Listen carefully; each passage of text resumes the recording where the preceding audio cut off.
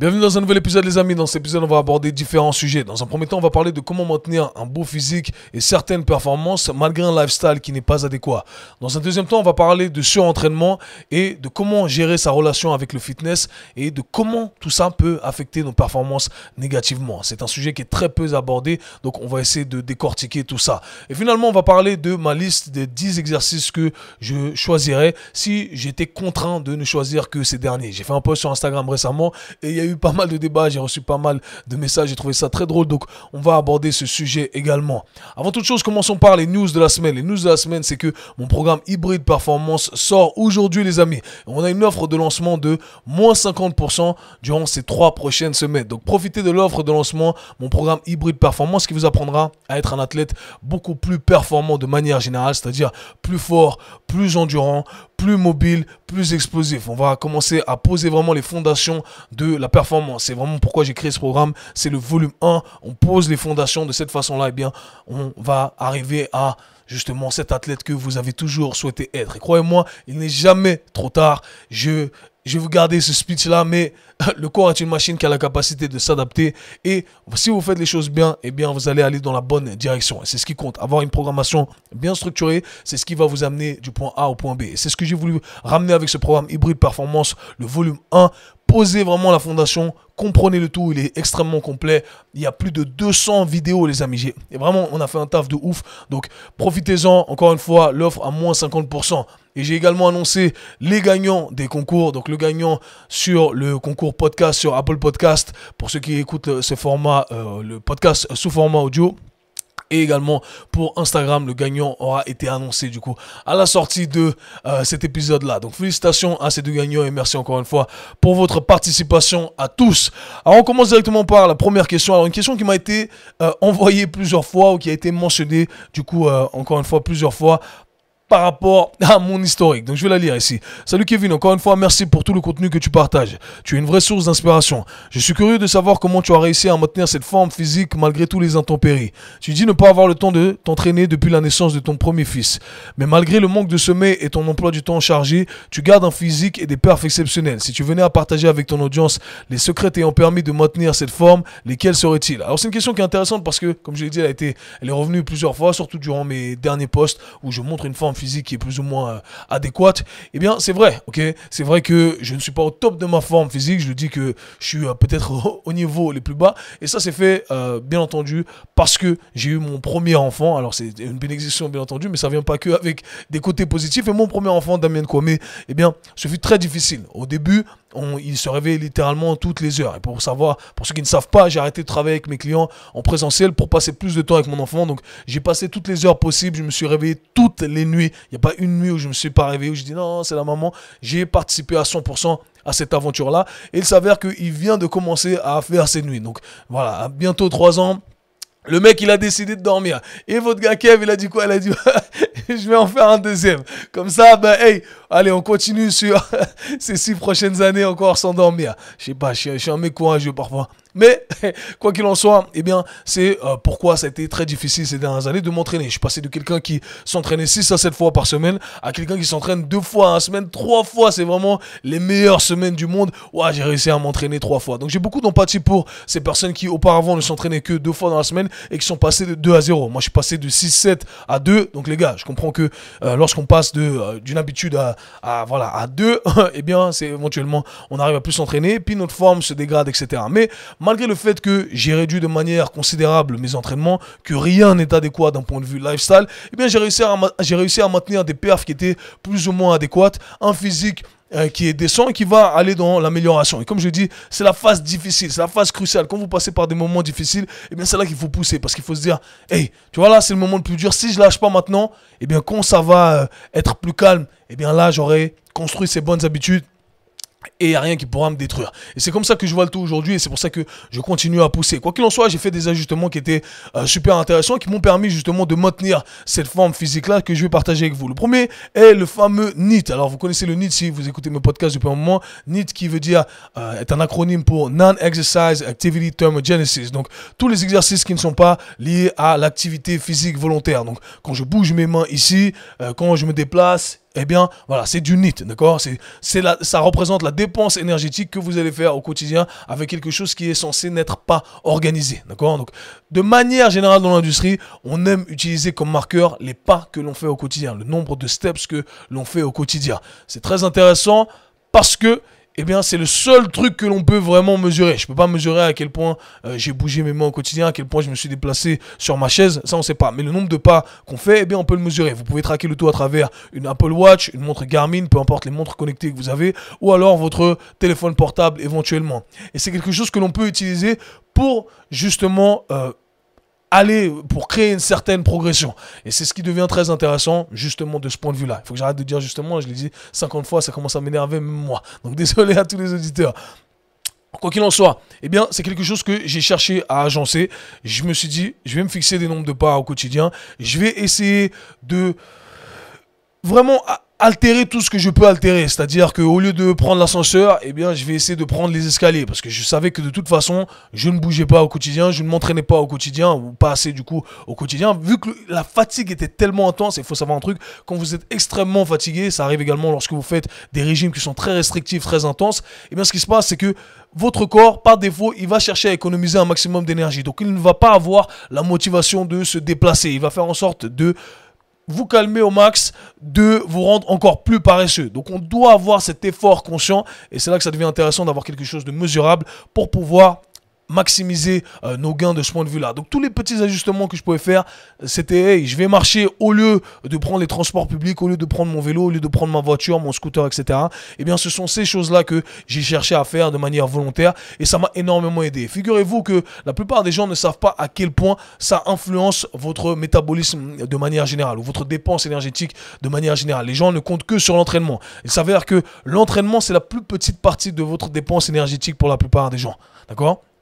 Donc on veut s'attarder sur ce que l'on peut faire au courant de la journée. Et c'est ça qui est intéressant avec le NEAT, c'est que ce n'est pas un moment bien précis où vous dites hey, je vais faire qu'une marche de 1 heure, 1 heure et demie, ou je vais faire un truc intense pendant 1 heure, 1 heure et demie. Ça, c'est plutôt l'entraînement. Non, c'est des petits trucs que je fais au quotidien. Petite marche là, petit déplacement là, je prends les escaliers là, etc. Et à la fin de la journée, ça s'accumule. Et c'est la beauté des gains qui sont cumulés au courant de la journée, au cours de la semaine, et c'est ce qui vous apporte de vrais résultats. Donc ça, c'est le premier truc que j'ai manipulé et que je vous invite à manipuler. Maintenant, d'un point de vue nutrition, c'est la règle d'or ici. J'ai favorisé la protéine. Et ça, c'est un truc, vraiment, je ne négocie pas avec ça. Ça fait des années que ça fonctionne comme ça. Et je pense que le côté esthétique a été maintenu par rapport à ça. J'ai déjà dit, j'ai parlé de la différence entre perdre du gras et perdre du poids. Beaucoup de personnes s'attardent sur le fait de perdre du poids. Mais perdre du poids, eh bien, ça représente quoi? Ça représente perdre de la masse grasse, certes, mais ça représente également perdre une certaine quantité de muscle. Et pour prévenir cette perte de quantité de muscle, eh bien, on doit faire deux choses. On doit les stimuler, c'est-à-dire qu'on doit faire un entraînement de force, de musculation, et deux, on doit donner les outils pour construire ou maintenir du muscle, et qui est la protéine. Donc si vous voulez perdre ou maximiser ce ratio-là, maximiser la perte de masse grasse en maintenant un maximum de muscle, eh bien, vous voulez consommer de la protéine. De manière générale, on s'accorde à dire au minimum 1,6 g, et on va viser les 2 grammes de 2 grammes de protéines par kilo de masse maigre. Alors c'est très compliqué ici. Disons que une règle d'or que j'aime donner à mes clients en très simple, c'est que vous prenez votre poids idéal. Vous savez que vous avez 5-10 kilos en trop parce que vous avez cette masse grasse en trop. Vous enlevez ces 5-10 kilos en trop. Imaginons que vous fassiez 100 kilos. Ok, j'ai 10 kilos en trop. Ok, j'aimerais être à 90 kilos, 90 kilos. Je fais ça x 2, 180 grammes de protéines. C'est peut-être un peu à la hausse, d'accord? On n'est pas précis, mais il n'y aura pas de détriment à consommer plus de protéines. Mieux vaut que vous en consommiez plus que moins. C'est comme ça que ça fonctionne avec ce macronutriment là. Donc, consommer assez de protéines. Bien entendu, on ne veut pas le laisser. Ça va être très compliqué pour la plupart des gens de consommer la quantité adéquate de protéines en un repas. Donc, vous voulez espacer le tout au courant de les différents repas que vous allez consommer. 1, 2 repas, 3 repas, 4 repas. Et ça, c'est super important.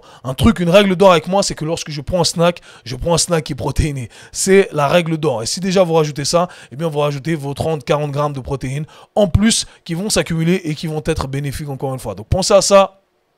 Matin, petit-déj. Ça, c'est encore une fois des petites astuces très simples. Moi, au petit-déj, j'ai au minimum 60 grammes de protéines. au minimum 60 grammes de protéines. Je sais que j'ai déjà commencé la journée avec ça. C'est de côté. J'ai pas besoin de stresser, de trouver des astuces de ouf pour consommer le reste. M'envoyer 3-4 shakers de protéines. Non. Au max, un shaker de protéines, c'est ce que je me fixe. Le matin, j'ai 60 grammes de protéines. C'est déjà fait, c'est derrière moi. Donc, si vous veniez à changer votre alimentation, essayez d'implémenter ça au petit déjeuner. Comme ça, vous commencez extrêmement bien la journée. Le reste, ça va être facile. Il y aura le repas de midi, il y aura le dîner, éventuellement un petit snack. C'est derrière vous. Vous aurez des gains si vous faites ça de cette façon-là. Et c'est ce que j'ai réussi à faire, bien entendu. Pour moi, c'est même pas, je me force pas. Je sais. D'ailleurs, je dirais que c'est le macronutriment que j'apprécie consommer le plus. Je suis un grand fan de viande, de poisson, etc. Donc, bien entendu, c'est facile pour moi à consommer. Mais si pour vous, vous n'êtes pas un grand fanat de viande, de poisson comme moi, eh bien, essayez d'agencer le tout de la meilleure des façons, ça va vous aider. Ensuite, troisième point ici que j'aimerais mentionner, c'est le fait que j'ai cherché à pousser mes entraînements. J'ai fait en sorte de m'entraîner même quand j'étais fatigué. Parce qu'il faut savoir un truc, je suis de l'école bien entendu qui vous enseigne à vous entraîner de manière intelligente et à adapter vos entraînements lorsque on la sent pas trop, on est un peu fatigué, eh bien c'est pas le jour où on va chercher à pousser, à se mettre encore plus dans le rouge. Mais figurez-vous que quand vous êtes dans une situation comme la mienne, eh bien vous savez pas quand ça s'arrête. C'est pas du style ouais là je suis fatigué un peu, la semaine prochaine ça ira mieux. Non, la semaine prochaine ça va pas mieux. Ça fait 3 ans que votre frère Kev là il est fatigué.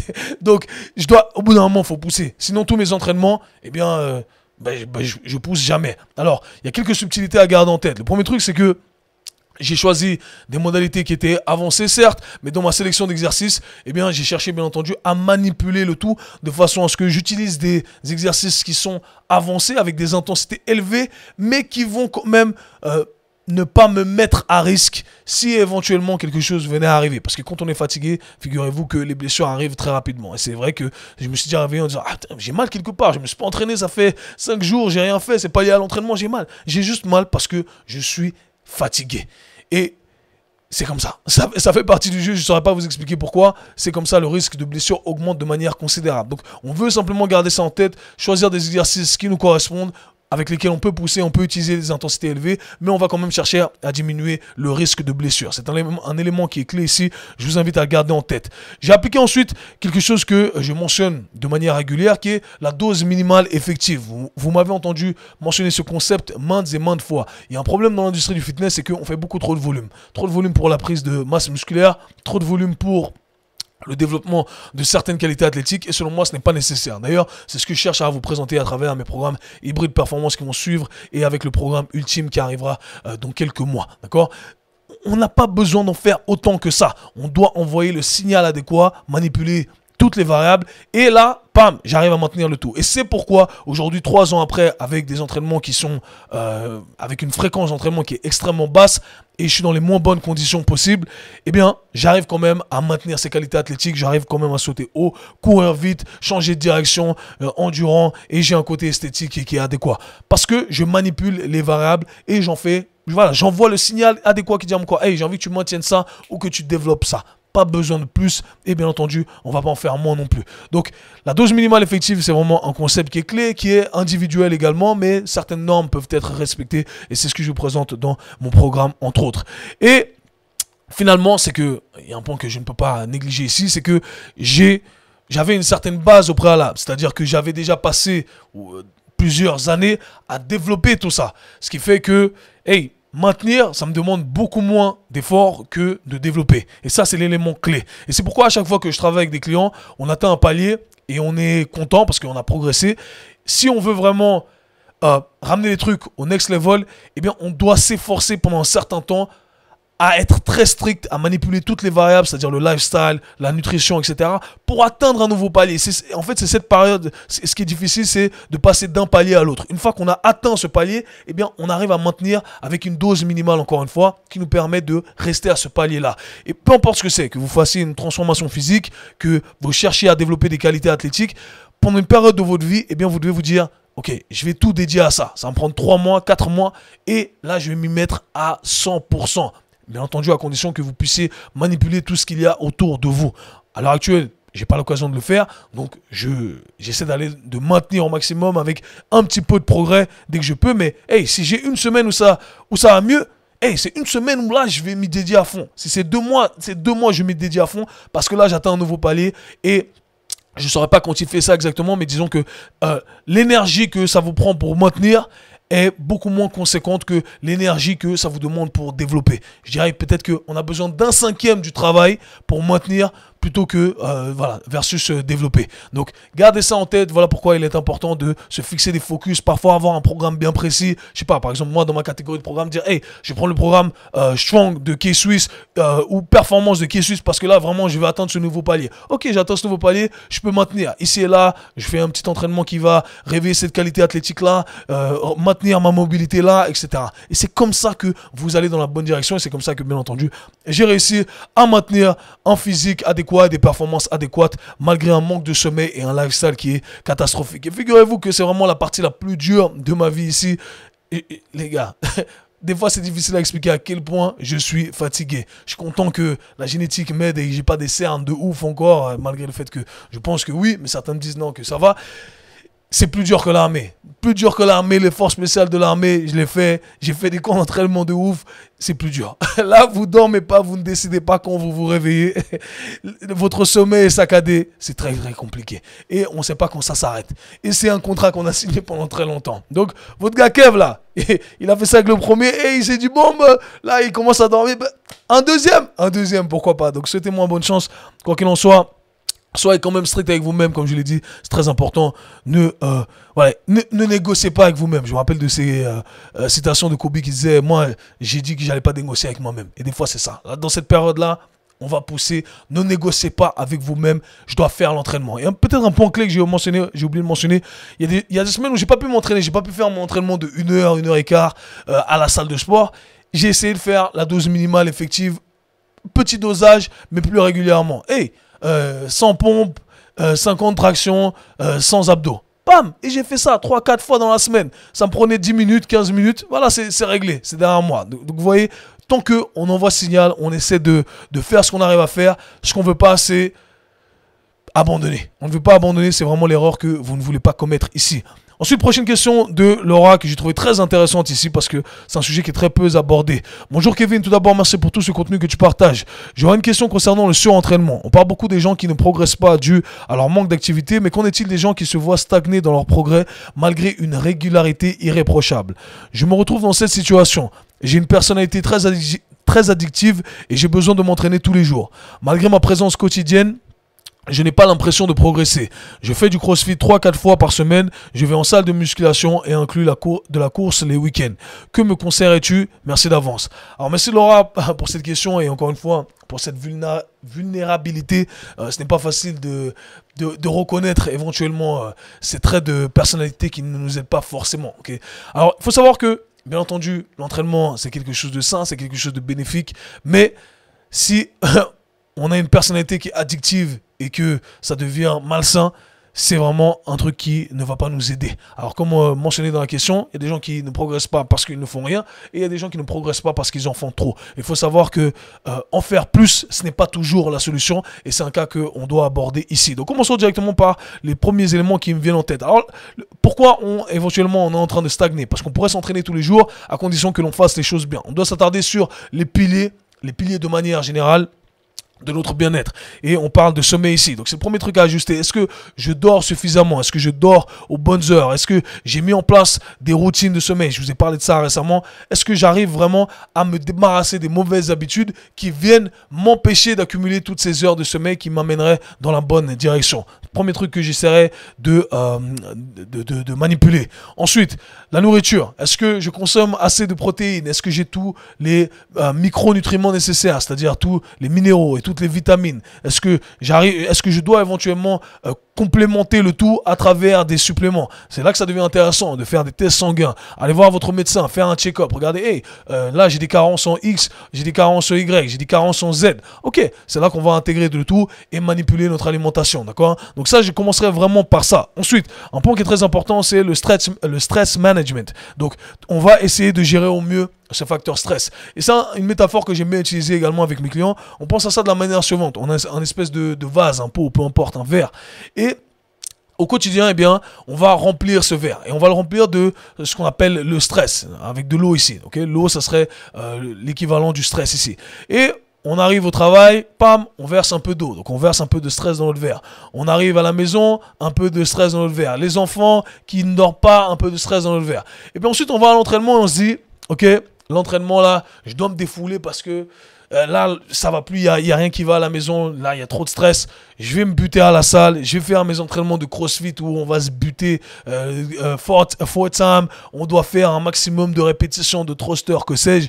Et pam, on rajoute encore de l'eau dans son verre et pam, là, le verre déborde. Il faut savoir que l'entraînement, c'est un stress également. D'accord? Donc, la clé, c'est de manipuler ce stress pour que le stress soit adéquat, qu'on ne déborde jamais, que le verre ne coule pas pour qu'on puisse aller dans la bonne direction. Et dans la bonne direction, ça veut dire qu'on va avoir un plus grand verre qui va faire on va faire en sorte qu'on arrive à gérer plus de stress. On est beaucoup plus compétent sur tous ces aspects-là. Donc, j'essaierai vraiment de manipuler le tout et moi, je pense que c'est un point qui est très important en tant qu'entraîneur de manière générale.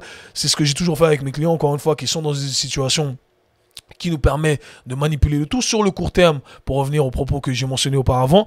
Eh bien, j'entends tout ce que la personne me dit. Ok, je vois qu'elle a un environnement qui est déjà assez anxiogène, très stressant. Mais le dernier truc que je vais faire, c'est rajouter encore trop de stress. Donc, je vais manipuler les variables de l'entraînement de façon à ce que la personne vienne. Pardonnez-moi, le rhume des fois, là, il est en train de me buter aujourd'hui. Et que le facteur stress soit juste adéquat pour que l'on puisse progresser et qu'on ne fasse pas en sorte que le verre déborde ici. Donc Laura, je ferai en sorte de m'attarder sur ces piliers-là dans un premier temps. Ensuite, le deuxième point qui est important à mentionner ici va être votre relation avec l'entraînement. Est-ce que l'entraînement, c'est quelque chose que vous appréciez? Alors j'imagine qu'on l'apprécie, mais est-ce qu'on l'utilise un peu pas ou... Est-ce que ce n'est pas une punition pour la plupart des gens qui ont ces personnalités addictives? Il ne faut pas que l'entraînement devienne une punition. On doit l'apprécier, on doit le faire, mais il ne faut pas se dire « Ah, je suis en train de me punir. Oh, me punir parce que j'ai du stress à la maison, me punir parce que j'ai trop mangé la veille, etc. » Il faut se dire « Ok, hey, l'entraînement là, c'est pour mon bien. Je sais dans la situation dans laquelle je me trouve, voilà comment je vais manipuler mon entraînement. » Et j'en viens directement du coup au troisième point qui va être la structure d'entraînement. Parce que la structure, c'est ça. La structure, c'est ce qui va vous permettre de placer le bon stress au bon endroit et de manipuler tout ce que j'ai mentionné auparavant. Du coup, moi, ce que j'essaierai de faire, c'est de contrôler au maximum cet aspect programmation, cet aspect structure d'entraînement. Le problème lorsqu'on fait des classes de groupe, du style CrossFit ou autres classes de groupe bootcamp, c'est que vous n'êtes pas en contrôle de toutes ces variables-là. Vous devez suivre l'entraînement et de manière générale, il y a cet aspect compétitif, il y a cet aspect où on pousse, on se met dans le rouge. Et figurez-vous qu'on ne veut pas toujours aller dans le rouge. Il y a des jours où on va aller dans le rouge et il y a des jours où on ne veut pas aller dans le rouge. Et il y a des doses minimales qu'on va utiliser pour cette zone-là où on est dans le rouge et on doit contrôler le reste, ok, pour qu'on ne se retrouve pas dans le rouge. Donc j'espère que c'est clair ici. Créer une structure d'entraînement. Moi, ce que je ferais ici, Laura, dans ta situation, c'est que j'essaierai de réduire de manière considérable la fréquence d'entraînement. Donc là, on s'entraîne tous les jours. J'essaierai de passer de 7 fois par semaine à 4-5 fois par semaine. Et je garderai une classe de groupe. Et je me dis, la classe de groupe, c'est ce que je ferai là, pam. Et sinon, je vais en salle de musculation et je vais faire mon jogging à basse intensité. J'ai un entraînement en salle de musculation où je me mets dans le rouge, où j'envoie l'intensité à fond. Et j'ai une classe de groupe où je vais à fond. Sinon, le jogging, basse intensité, zone 2, ok. Tu fais la sortie que tu veux. Et le reste, salle de musculation, un peu plus volume, un peu plus style bodybuilding, d'accord. Donc, on cherche le côté esthétique, mais pas trop la performance. Donc, les amis, considérez tout ça si vous êtes dans cette situation-là. Encore une fois, en faire plus, ce n'est pas toujours mieux. Gérez votre travail, votre stress et bien entendu, encore une fois, cette manipulation entre les entraînements, des jours où j'envoie la sauce, des jours où j'envoie pas la sauce. Donc les amis, prenez ça en considération. Prochain sujet les amis, on va parler des 10 exercices que j'ai sélectionnés. Alors, récemment dans un podcast, on m'a posé la question qui est fameuse, qui a été utilisée par Chris Williamson dans son podcast. Du coup, c'était si tu venais à choisir, si tu ne venais qu'à garder que 10 exercices, lesquels seraient-ils et pourquoi? Du coup, j'ai expliqué pourquoi. Et j'en ai fait un post Instagram parce que j'ai trouvé que c'était très intéressant. Et du coup, j'ai listé les exercices suivants que je vais vous lire. Donc, si je ne venais à choisir que 10 exercices, j'ai nommé les exercices suivants. 1. La fente bulgare. 2. Les pompes. 3. Les tractions. 4. Les dead start box jumps. 5. Les broad jumps. 6. Les bend pull apart. 7. Les bicep curls sur banc incliné. 8. Le Jefferson curl. 9, les low raises, exercice pour les épaules. Et 10, le sprint. Et j'ai trouvé très intéressant parce que j'ai reçu, il y a combien de commentaires sur ce truc? Ok, il y a 50 commentaires. Et j'ai reçu des messages en privé des gens qui me disaient, t'abuses, il n'y a même pas de squat. Quel genre d'ignorance de pas mettre du power clean. J'ai rigolé, les gars. Franchement, j'avais envie d'insulter vos mamans, mais j'ai rien dit. Il y en a ceux qui sont venus m'agresser en DM. J'avais envie d'insulter vos mamans, les amis, mais j'ai rien dit. Parce que les gars, si vous allez au restaurant et vous dites, moi, je préfère manger les pâtes plutôt que le riz, est-ce que moi, je vais vous dire, c'est une indignation, c'est horrible, pourquoi tu vas manger des pâtes plutôt que du riz? Les amis, les goûts et les couleurs, est-ce que moi, je viens de discuter les goûts et les couleurs avec vous? Des fois, il y a des gens vraiment... Il y a des gens, ils méritent des tartes. Il faut dire la vérité. La façon dont vous adressez aux gens, adressez-vous aux gens avec respect, poliment. Parce que j'ai trouvé très grave les messages que j'ai reçus, mais je suis resté respectueux. Parce que je sais que dans la vraie vie, vous n'auriez pas parlé comme ça. Mais voilà, je suis gentil. Quoi qu'il en soit, les amis, alors chacun choisit, comme je l'ai mentionné ici, c'est ma sélection à moi. Et je sais pourquoi j'ai choisi ces exercices-là. Et je vais chercher à expliquer le tout parce que je pense que ce sont des éléments que vous voulez garder en tête ici. Alors, le premier aspect, le premier filtre, pourquoi j'ai choisi ces exercices-là? Le premier filtre que je vais utiliser, c'est l'aspect pratique, d'accord? Donc, l'aspect pratique qui veut dire que je peux faire ces exercices quasiment n'importe où, d'accord? Sans forcément avoir accès à une salle de sport, sans avoir accès à des équipements super compliqués. D'accord? C'est le premier truc à garder en tête. L'aspect logistique est très important. Une fente bulgare, je peux la faire n'importe où. Je peux la faire chez moi, sur mon canapé. D'accord?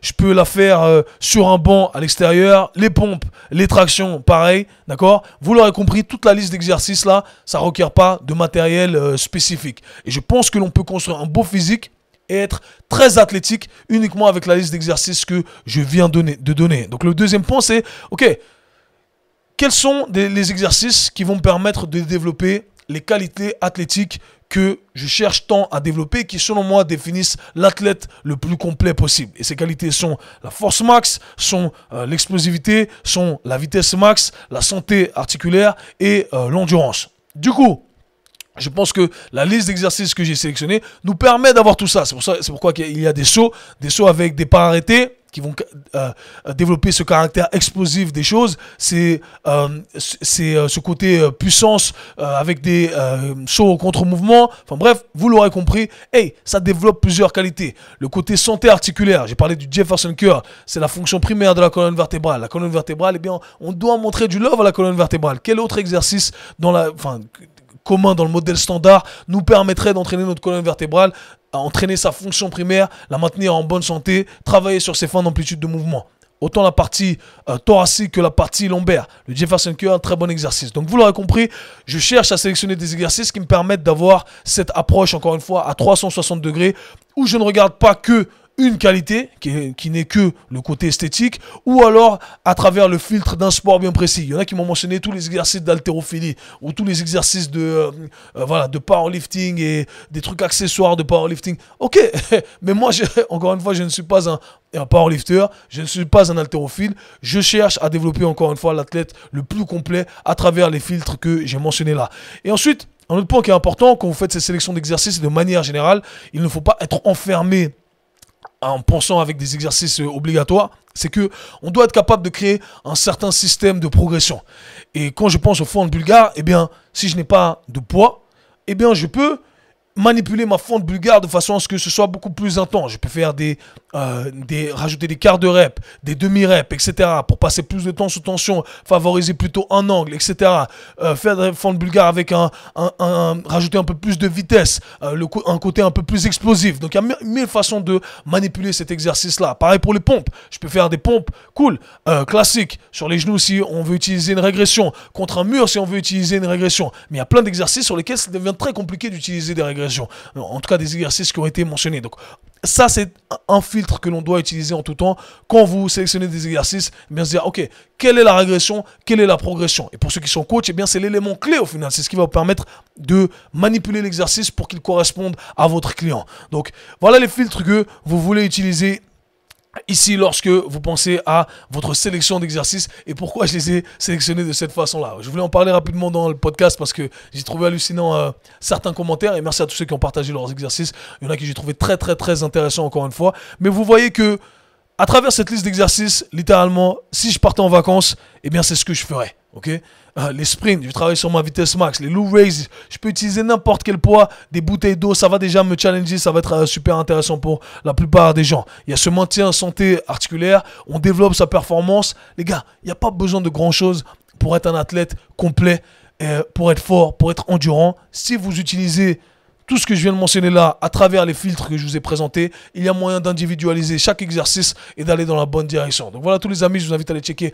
mon programme Hybride Performance, encore une fois, 50% de réduction durant ces 3 prochaines semaines. Donc les amis, le lien est dans la description. Ne ratez pas l'occasion de devenir le meilleur vous. Nous on se voit /parle très bientôt. Peace.